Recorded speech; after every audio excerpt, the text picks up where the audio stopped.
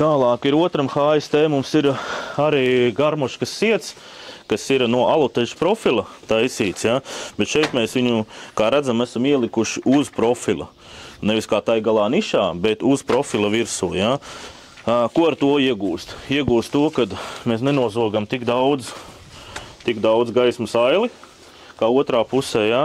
Bet varbūt arī situācijas, kad, ka šis risinājums būtu pareizāk. Tas jāskatās objektā no apstākļiem.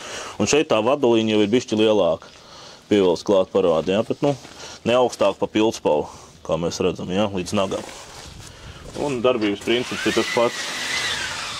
Gan no iekšas, gan no āras. Varam viegli viņu ar mazo pirkstiņu viegli darbināt. Arī šis uz ziemu nav jāņem ārā. Tā kā jā, sietiem vajag gatavoties laicīgi vasarai, jo šie te ir diezgan ilgi jāgaida. Apmēram kaut kāds mēnesis, pusotrs parasti ir visu komplektāciju izgatavošana. Tā.